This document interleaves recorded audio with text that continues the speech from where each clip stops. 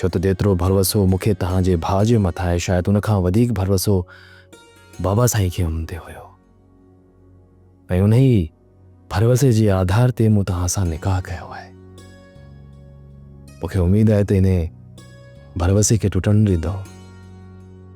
तव्हांजो भरवसो मूंखे पंहिंजी ज़िंदगी खां वधीक अज़ीज़ आहे ऐं इहो भरवसो कॾहिं बि ख़तमु कोन थींदो।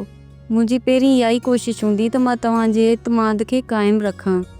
इन जो मक़सदु सांवल ऐं हैदर जे विच में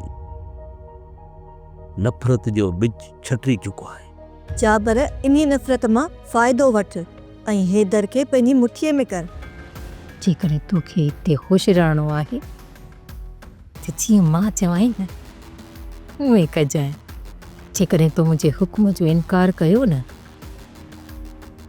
त तुंहिंजे मथां अहिड़ो त बदनामी जो दाग़ हणंदी साईं जो सॼी ज़िंदगी